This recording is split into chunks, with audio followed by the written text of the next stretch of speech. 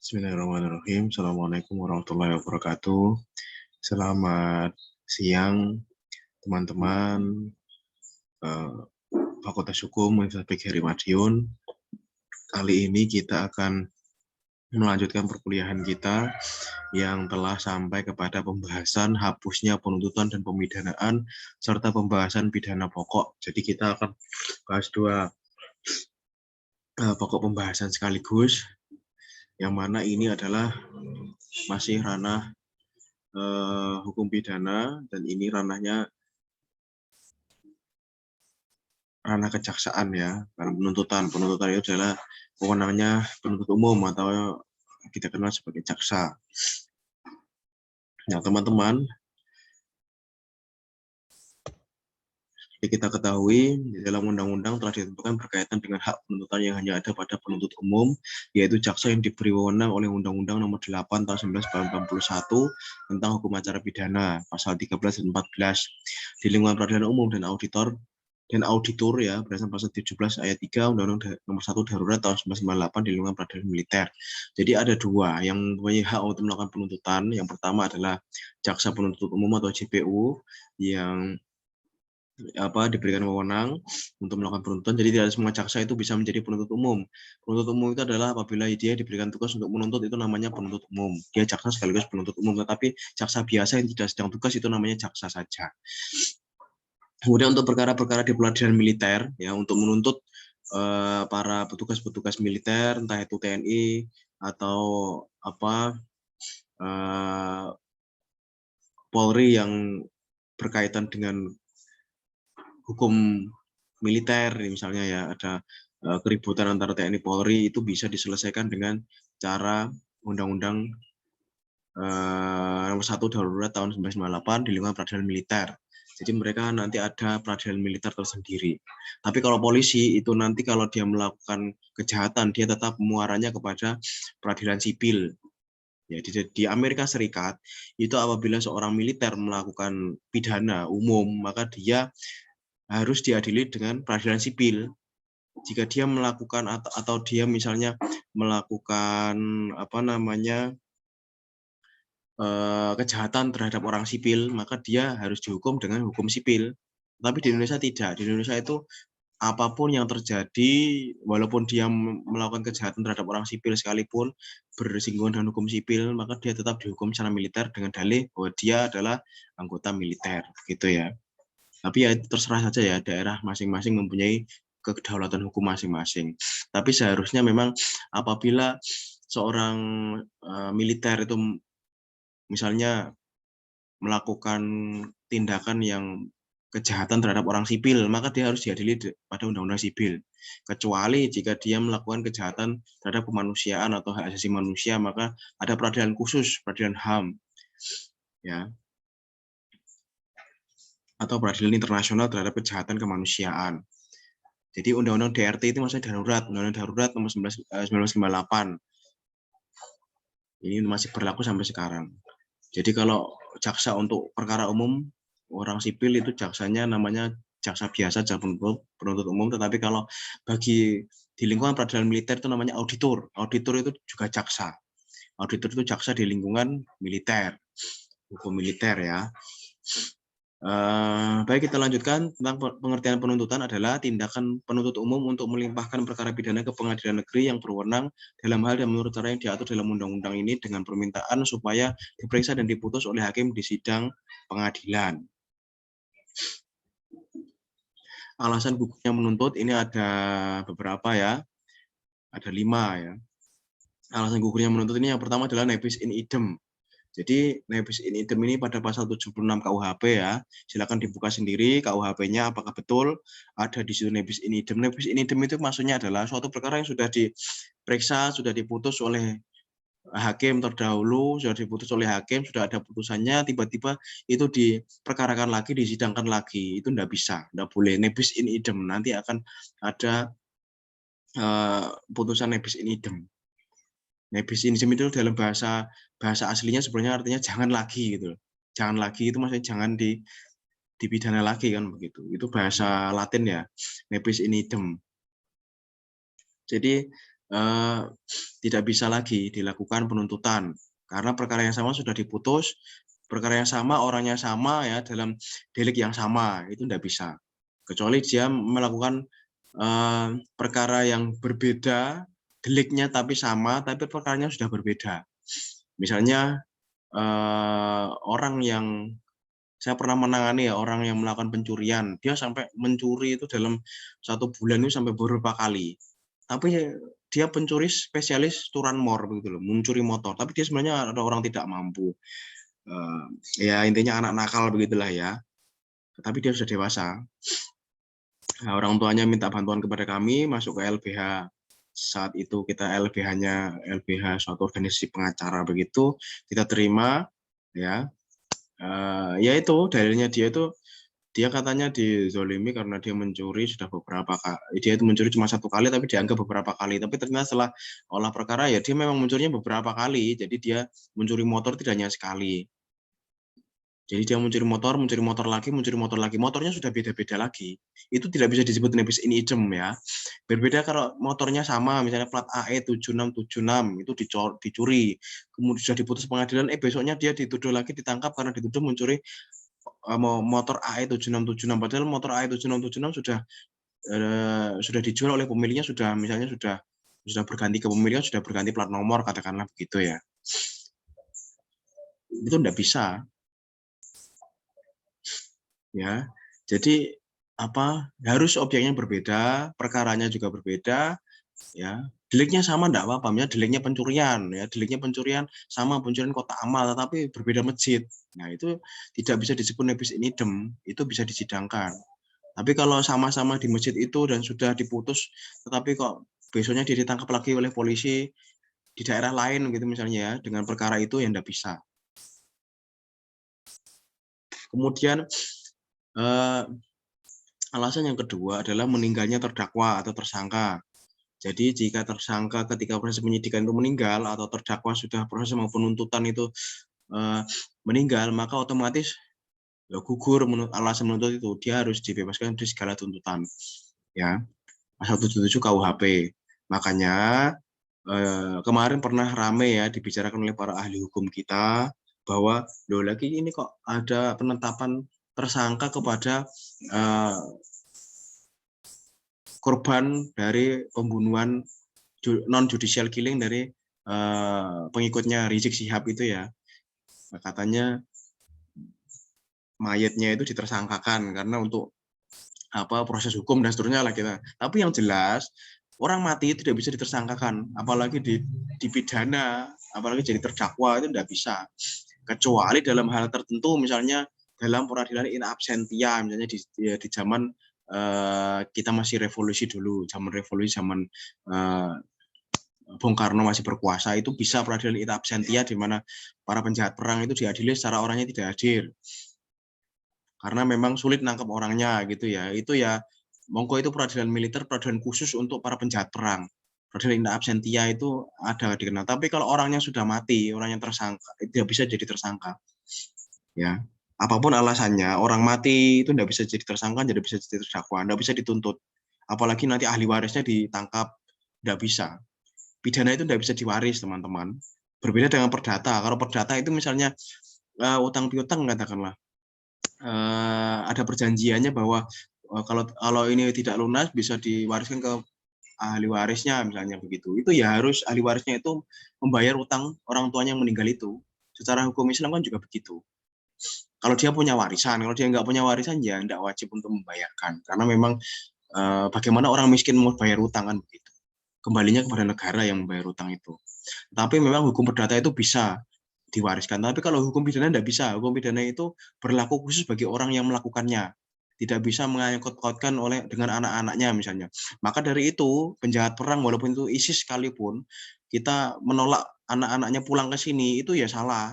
Harusnya, misalnya anak-anak orang-orang yang terlibat ISIS dari Indonesia yang terbang ke Suriah kemudian membawa anak istrinya, kemudian setelah sampai sana ternyata mereka ditipu oleh ISIS, ternyata ISIS itu bukan gerakan khilafah tapi ternyata gerakan Bromo Corahan begitu, akhirnya mereka mau pulang tidak boleh oleh pemerintahnya karena dianggap nanti mau nulari paham radikalisme dan seterusnya itu ya tidak benar. Ya, harusnya mereka disuruh pulang. Secara hukum mereka masih warga negara Indonesia harusnya. Mereka boleh pulang dan dihukum di sini, tapi tidak boleh dihukum sampai anak-anaknya. Yang mengajak dader ini siapa? Pembuat jadi suatu tindak pidana itu siapa? Jika bapaknya, ya bapaknya itu dipidana. Jangan sampai anaknya ikut-ikutan di penjara, kan begitu. Pidana itu memang begitu, tidak bisa diwaris-wariskan begitu ya. Maka tidak bisa ikut-ngikutkan orang lain dalam hal pidana. Siapa yang melakukan maka dialah yang bertanggung jawab. Atau siapa yang ikut melakukan maka dia juga ikut bertanggung jawab. Jika dia tidak sama sekali ikut bertanggung jawab maka jangan sekali-kali diikut-ikut sertakan dalam tuntutan pidana ya. Jadi itu pemahaman pidana yang betul itu begitu. Maka jangan sampai hukum pidana itu dicampuri dengan politik, nanti bisa rusak hukum itu. Kemudian penyelesaian perkara non litigasi atau penyelesaian perkara di luar pengadilan ya. Non litigasi itu di luar pengadilan ya. Di luar proses pengadilan itu dimungkinkan ya, seperti dilihat pasal 82 KUHP. Jadi nanti konsekuensinya jika penyelesaian perkara itu di luar pengadilan itu biasanya tidak jadi dituntut, biasanya pelapor atau pengadunya itu mencabut perkara, kemudian delik aduan ya biasanya nanti ada kesepakatan lah di antara mereka ya, dengan imbalan misalnya uang kerohiman atau uang ganti rugi dan seterusnya. Nanti para pihak berdamai, sudah gugur hak untuk menuntut itu. Silakan dilihat pasal 82 KUHP. Kemudian gugurnya hukuman, terpidana meninggal pasal 83 atau daluarsa menjalankan pidananya pasal 84, amnesti dan gerasi. Ya, amnesti dan gerasi ini adalah khusus hak presiden ya. Presiden yang berhak memberikan amnesti dan gerasi. Penjahat seperti apapun itu hak presiden, apakah dia mau membebaskan atau mau meneruskan hukumannya itu sepenuhnya hak presiden ya. Amnesti dan gerasi itu hak presiden. Mau diampuni atau mau dibebaskan atau mau tetap dihukum itu hak presiden. Jadi presiden itu memang hukumnya secara politik dicampuri juga oleh unsur politik, yaitu adanya amnesti dan gerasi. Nanti ada juga namanya hak bagi Kejaksaan Agung untuk menghentikan suatu perkara atas wewenang Kejaksaan Agung. Itu ada wewenang khusus begitu, ada juga. Tapi itu memang kewenangan khusus, bukan terus kemudian di level-level bawah itu kemudian dicampur dengan kepentingan politik.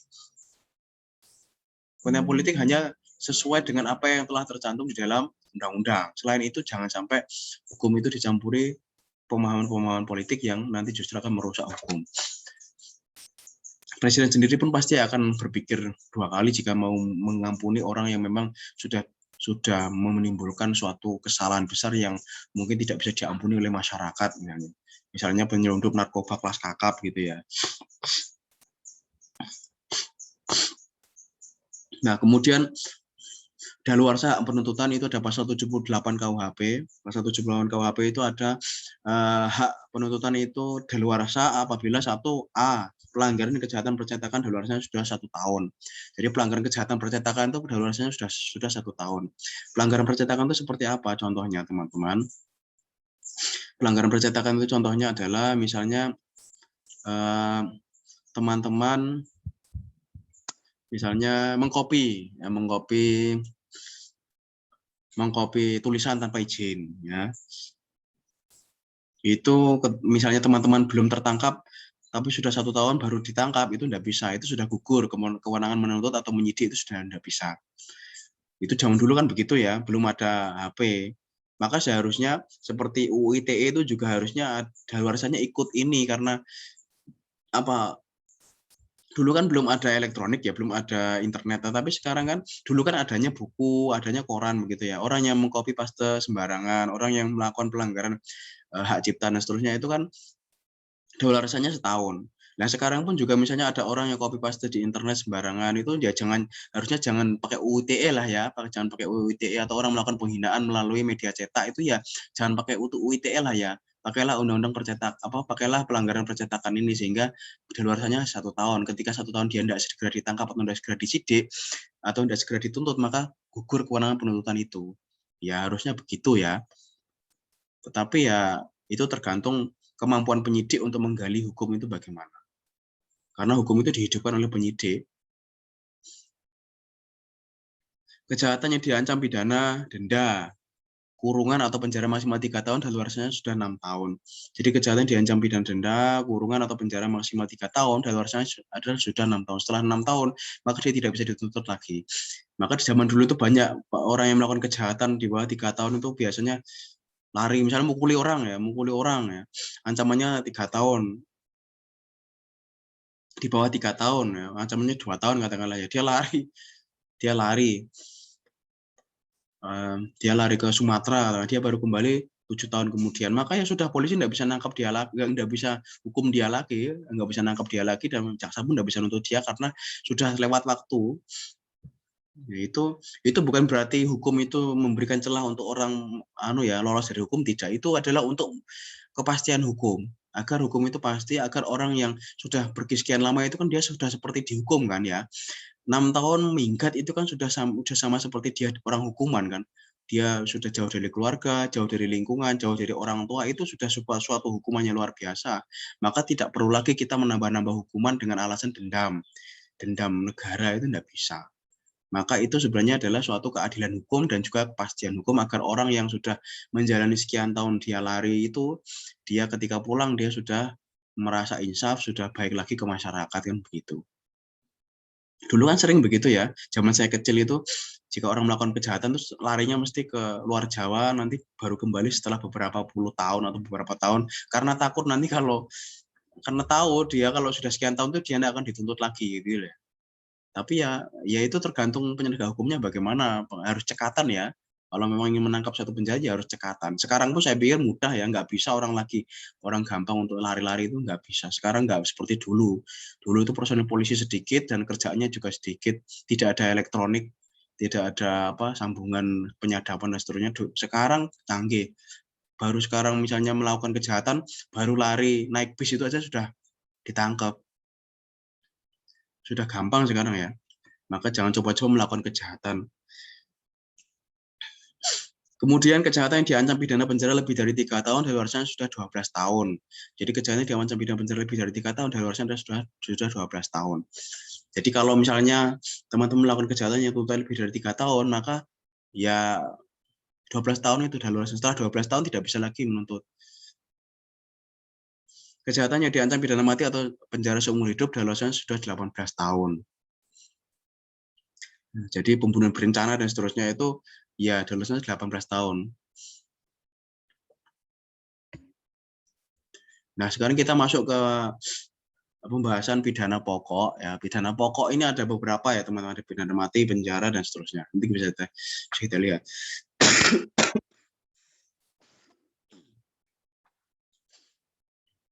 Baik, pidana mati.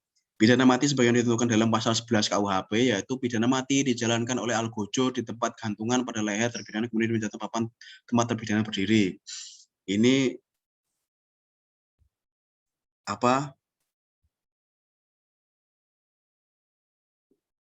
ini sistem Inggris ya, begini ini ya.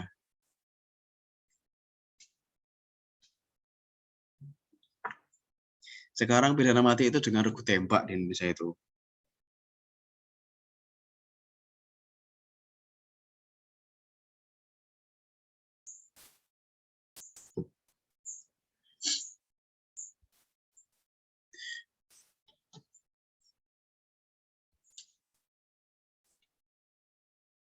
Sebentar ya teman-teman, ada WA dari Pak Sigit.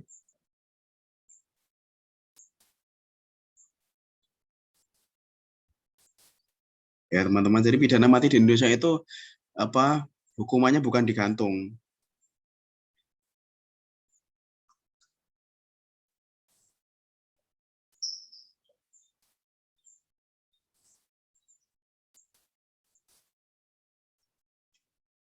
Jadi memang bunyinya begitu, tetapi sebenarnya hukuman itu tidak lazim ya. Sekarang itu kan sistem Inggris sebenarnya, sistem Inggris. Sistemnya common law itu hukumannya gantung. Gantung. Seperti di Malaysia itu kan hukumannya masih gantung, karena dulu dia pernah dijajah Inggris sekian lama. Jadi kalau pidana mati di Indonesia itu ya hukumannya sama tembak semua. Hukumannya tembak.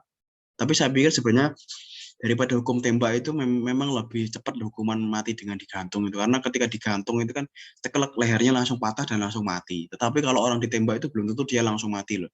Kadang dia ditembak enggak pas jantungnya atau meleset hanya sedikit kena jantung, dia mungkin tidak segera mati, mungkin hanya pingsan.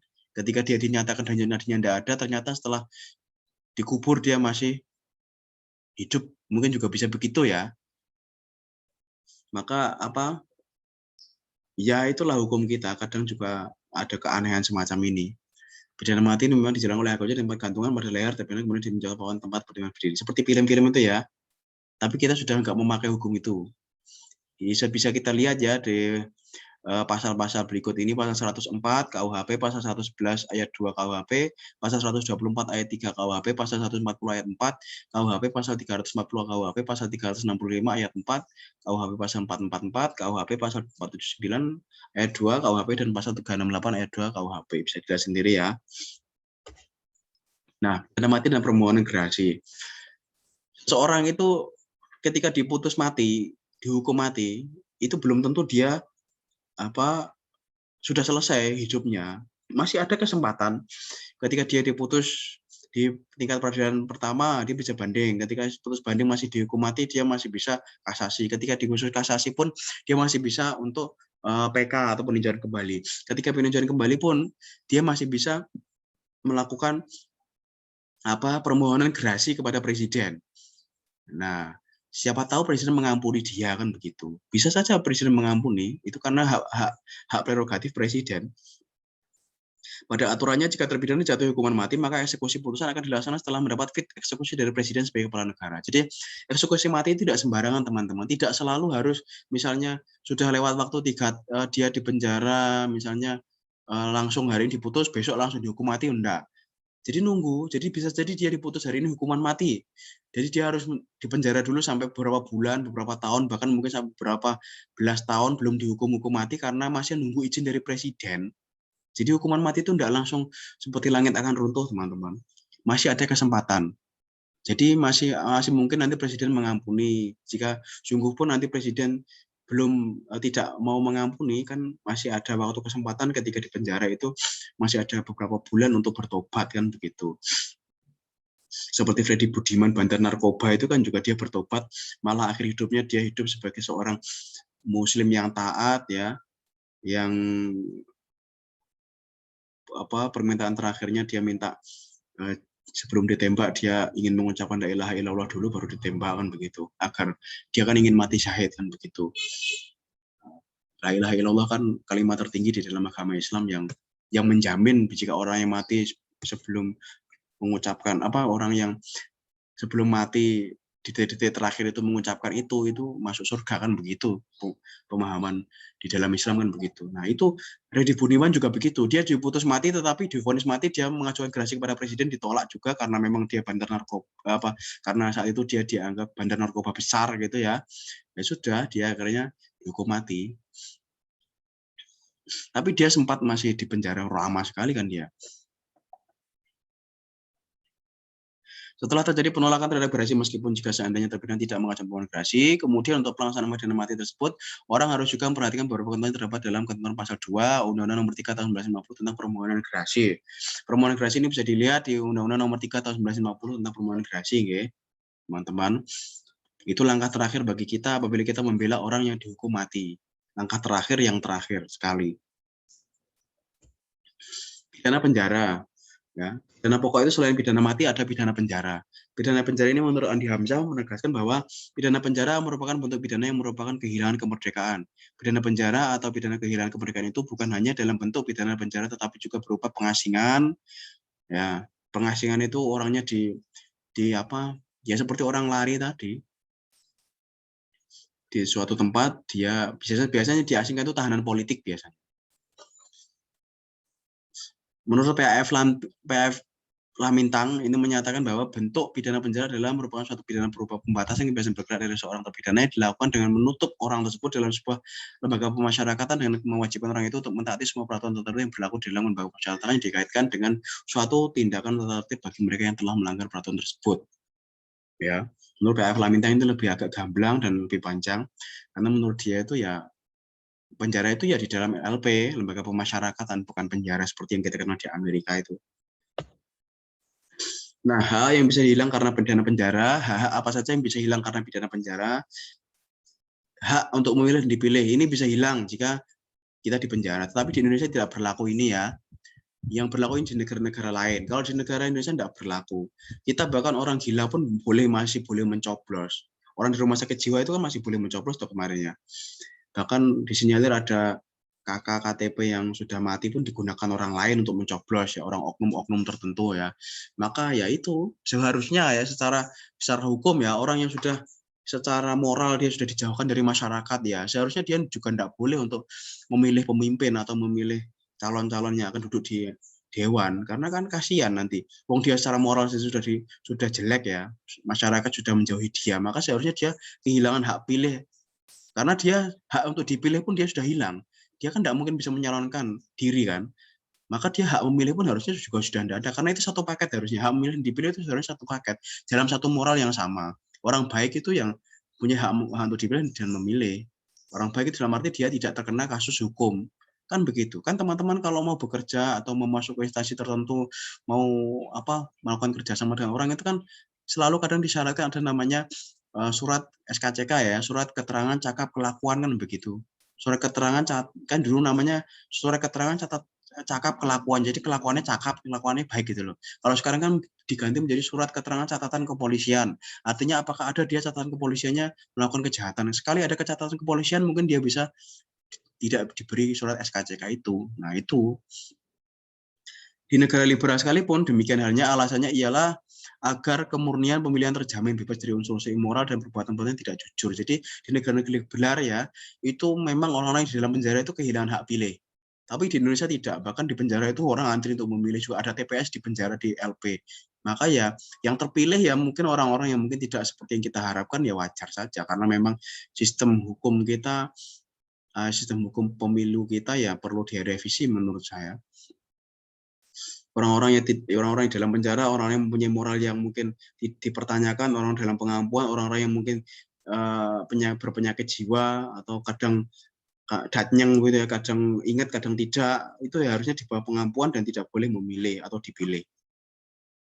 Jangan sampai nanti yang terpilih justru orang-orang yang mungkin tidak punya catatan kepolisian, tetapi dia ternyata setelah duduk dia menjadi orang gila, dia menjadi orang yang tidak waras, dan itu merepotkan masyarakat kan justru kebijakan-kebijakannya.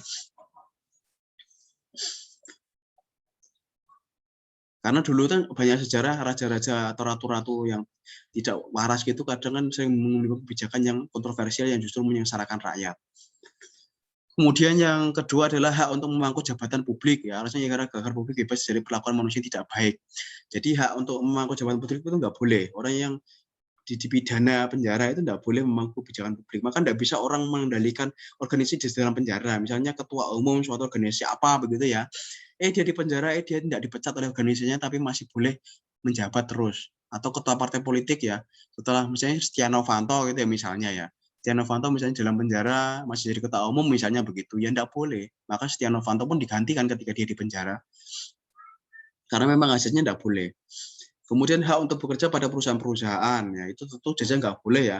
Orang di penjara kok bisa menjalankan kerja dari dalam penjara, itu juga nggak boleh.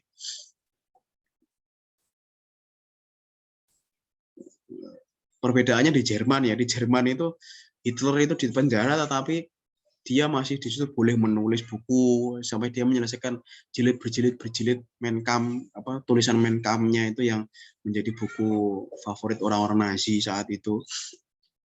Dia bahkan dihormati di dalam penjara, itu salah satu pengecualiannya Hitler.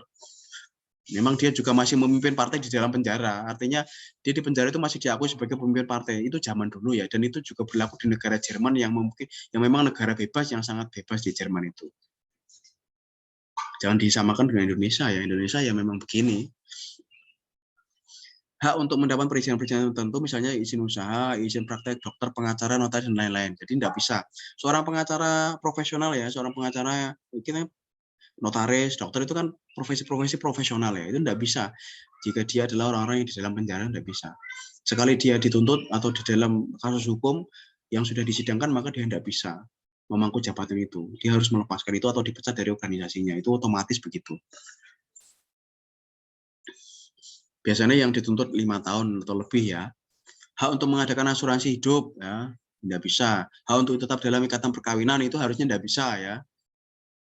Tetapi boleh saja misalnya begini, hak untuk tetap dalam. Jadi orang yang di penjara itu boleh tetap melangsungkan perkawinan, artinya boleh tetap terikat perkawinan dengan istrinya selama istrinya itu sabar menunggu dia sampai keluar dari penjara, atau justru dengan suaminya di penjara itu dia punya alasan agar dia menceraikan suaminya itu.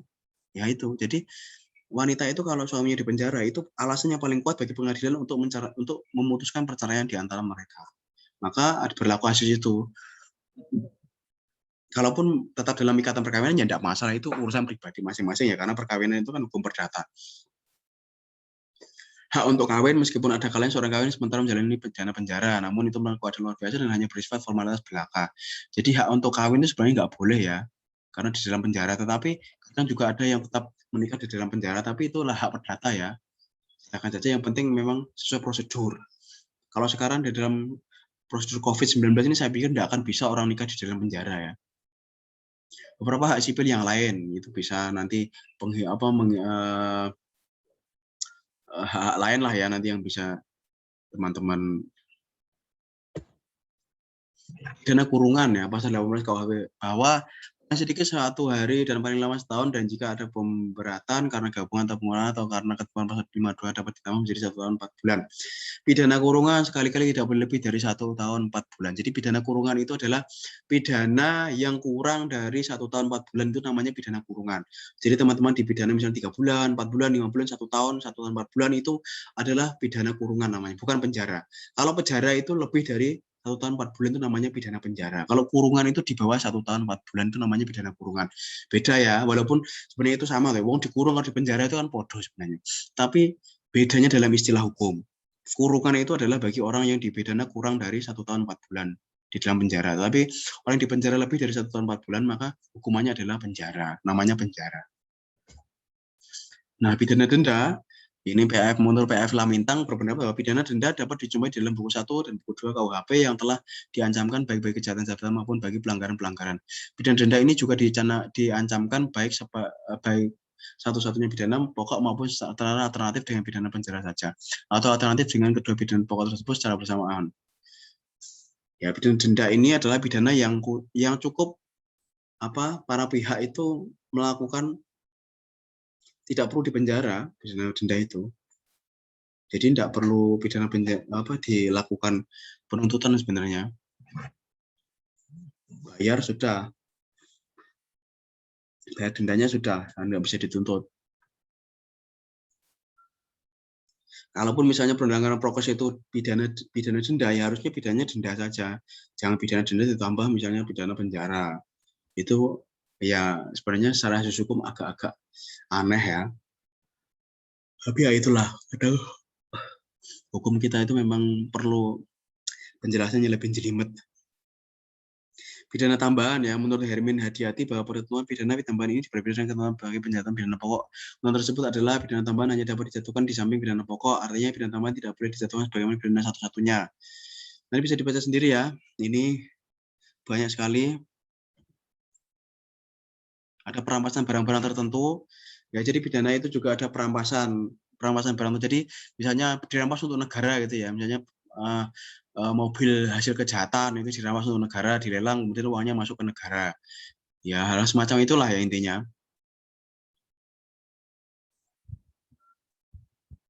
Jadi yang dirampas itu hanya bisa barang-barang telah disita secara sah. Tidak bisa kita menggerambiang tiba-tiba barang yang